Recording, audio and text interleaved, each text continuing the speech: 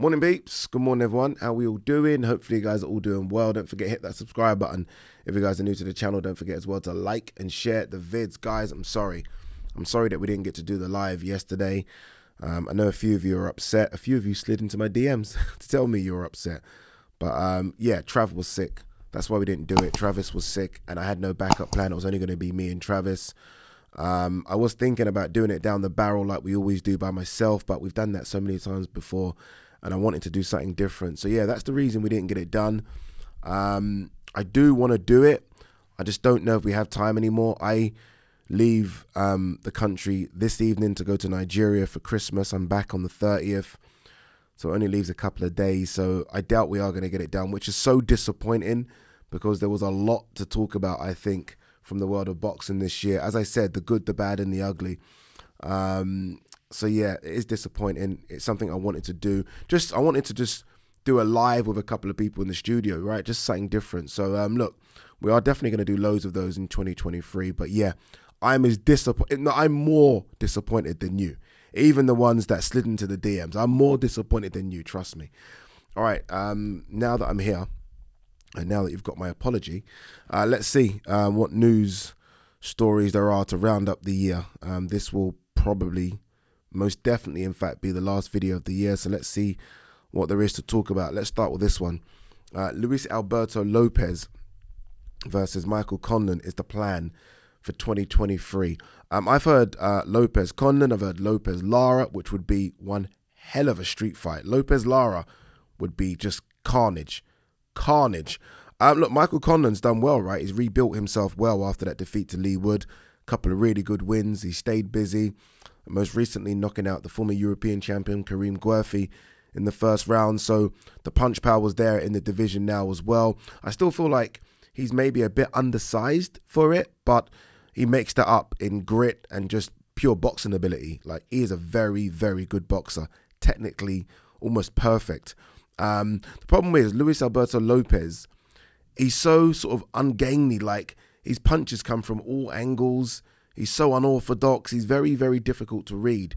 So he's going to be a bit of a problem for anyone not named Mauricio Lara, I think. But look, if you're Conlan, you would have watched that Josh Warrington fight and you're probably looking at sort of holes and things that you can capitalize on. So look, I mean, if you're Conlan, good luck. Honestly, good luck.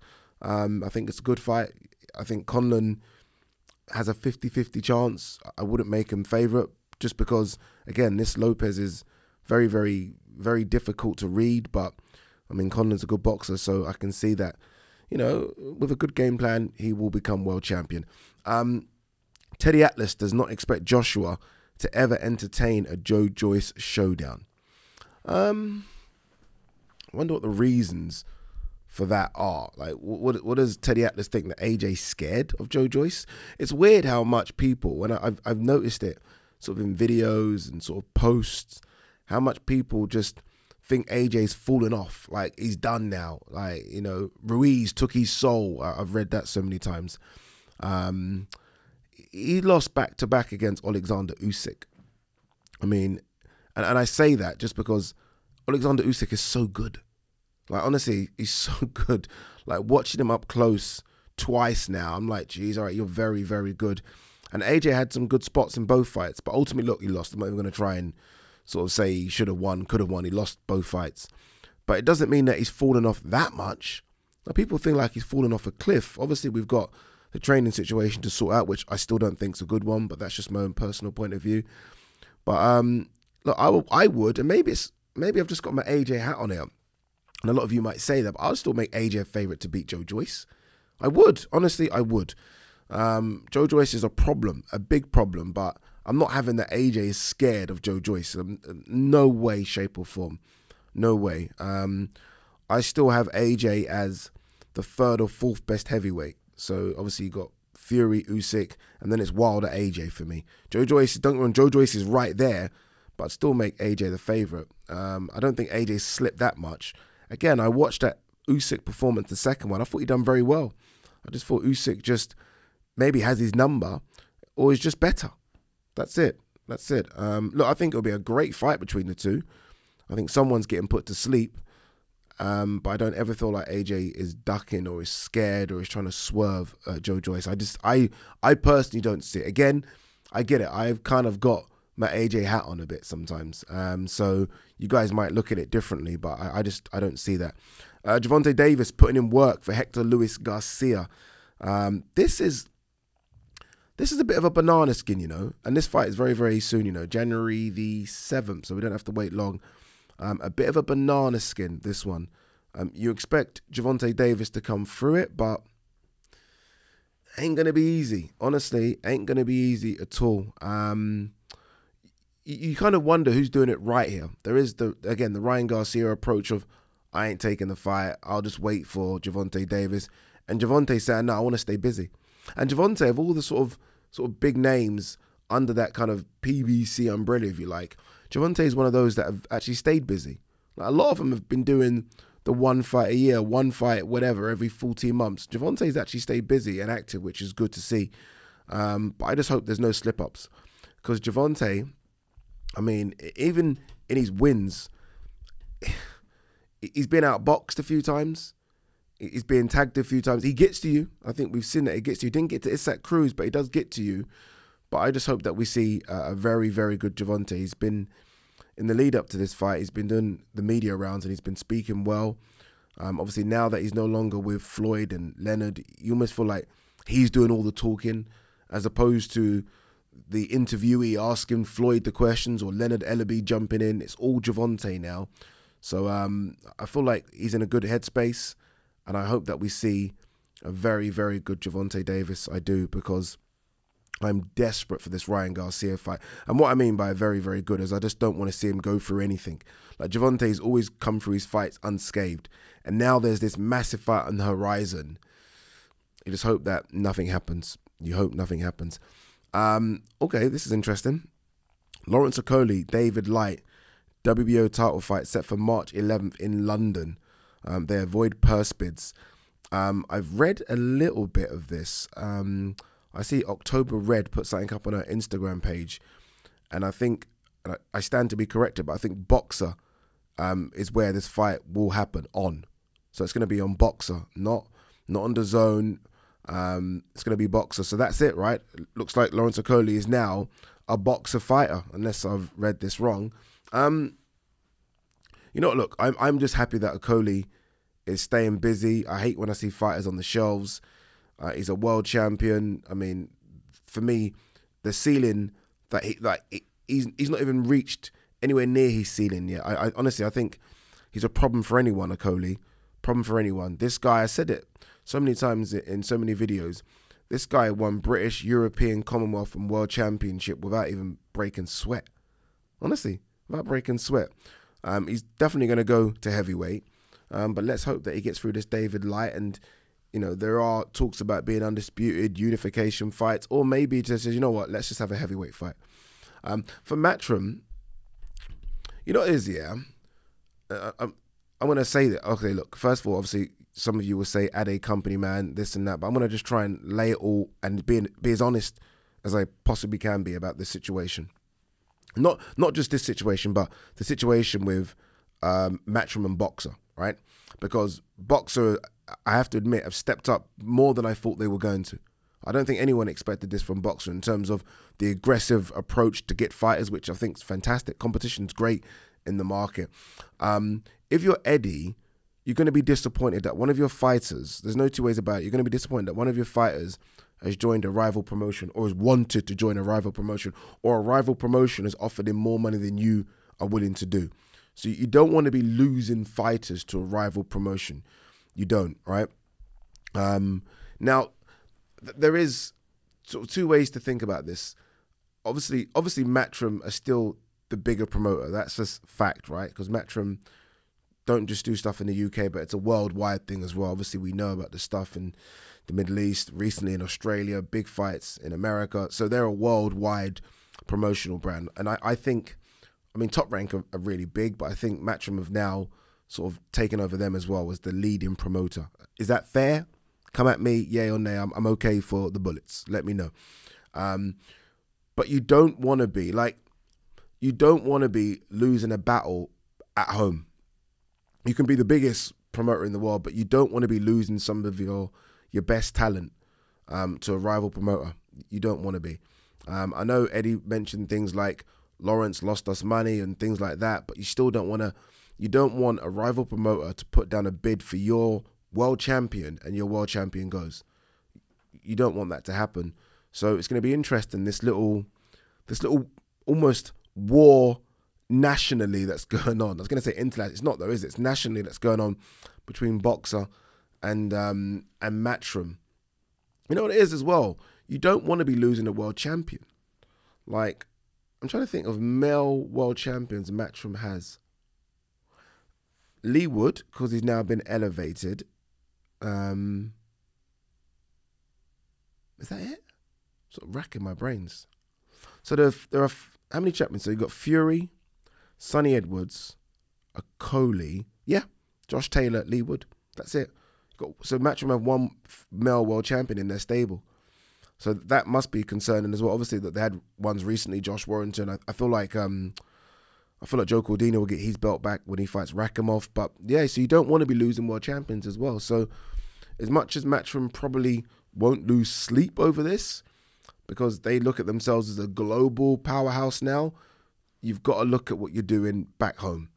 And they can't be too many happy that Lawrence Okolies' next fight, a world title fight, is going to be on Boxer as opposed to being on Matchroom and DAZN. You can't be happy. Bob Arum at Fury versus Joshua down the road could be a massive fight in the UK. Next. You know, you get some of these stories, it's like that was so close and then it just faded away. They teased us to the point where I thought, okay, this could actually happen, and then it's gone. And now it looks like there's almost two different routes both are taking. AJ, it looks like it's going to go White and then, fingers crossed, Wilder. And Fury is going to go Usyk and potentially Joe Joyce. Don't get me wrong. If AJ comes through Wilder and Fury comes through, Usyk and Joe Joyce, then yeah, it's still big, but there's so many ifs and buts and fucking landmines on both sides. So yeah, I'm done with that. What's this one? Oscar Rivas suffers eye injury out of ESPN main event with F.A. Jagba. That's disappointing. That is very, very disappointing. Okay, what's this story? Robert Garcia, whoever's training Joshua next will look good because next opponent will be easy. I saw like a minute snippet, I think, from ID Boxing about Robert Garcia saying that AJ sent a message, a voice note, I think, to him saying that he's coming to America and, he's looking at new trainers, and Robert Garcia kind of said thank you for, for telling me and reaching back. So obviously, look, they're done. By the way, Robert's right, I think. Whoever's training Joshua next will look good because, Robert Garcia had the unenviable task of training AJ for Usyk. Not many trainers could do that, especially in one training camp to get ready for Usyk. Virtually impossible. It's virtually impossible. Well, the next trainer, and look, say it is Dillian White, and maybe I'm being a bit disrespectful to Dillian White. I think a few people have pulled me up on it. But if it is Dillian White, I think AJ could beat Dillian White. I think, I'm confident AJ can beat Dillian White. So the next trainer's task is a bit easier. It's true. So what Robert's saying here is true. He's not speaking out of turn. He's correct in what he's saying. Look, man, we wait and see. We wait and see what AJ is going to do. Look, if he sent a voice note to Robert Garcia, he's out there. He's looking for a trainer. He's speaking to trainers. He's maybe doing a few sessions, hitting pads with trainers. Let's just see what happens.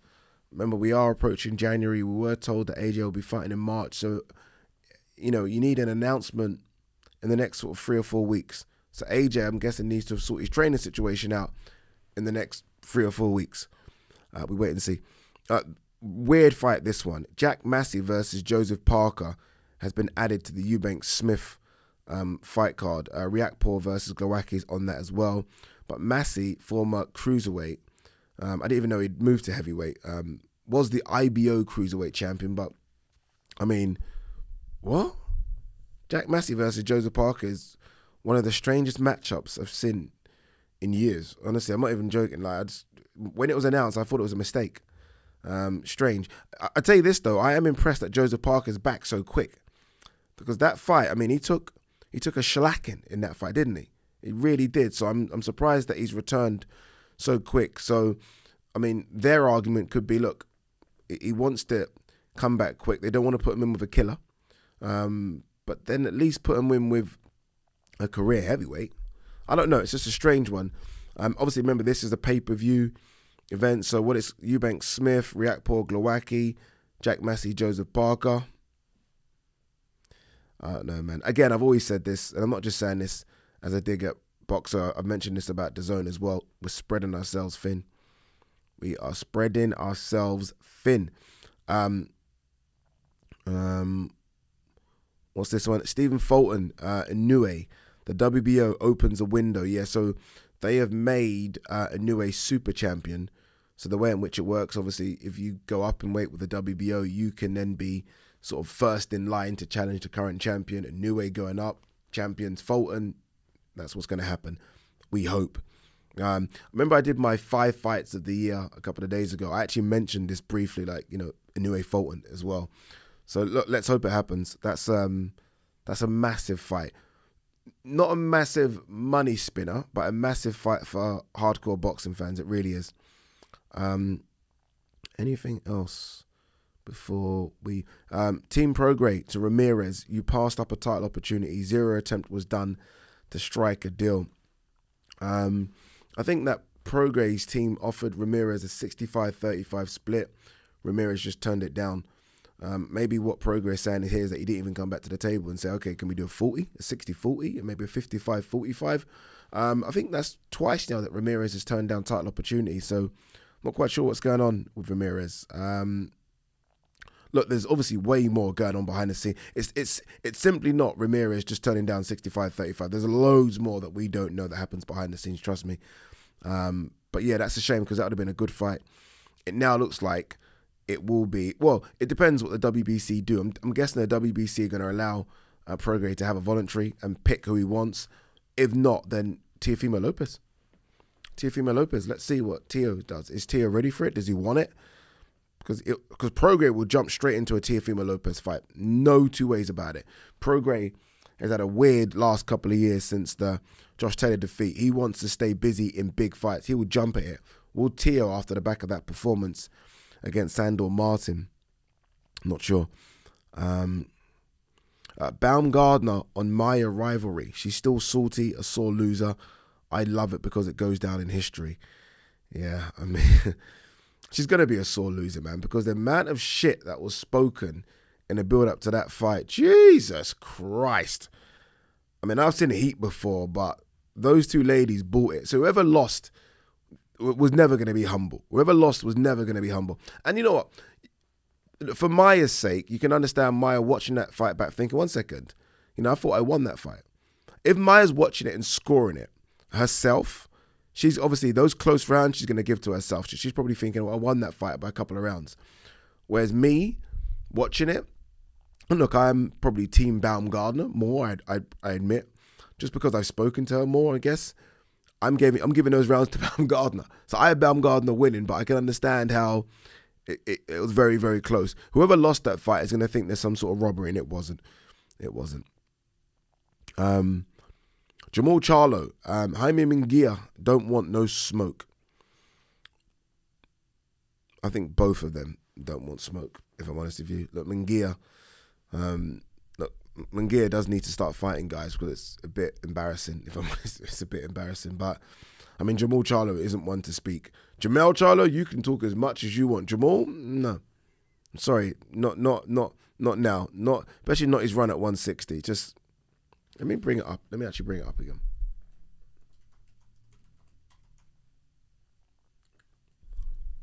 Bear in mind who you can fight at 160. And he's been talking a lot about 168. Let's have a look who he has fought. I don't want to be too dismissive to him. All right, so we got Santino, Korobov, Brandon Abbans, Dennis Hogan, Derevyanchenko, Montiel. Yeah, brother. No, I'll be dismissive. All right, should we end on that? Yeah, I think that is it.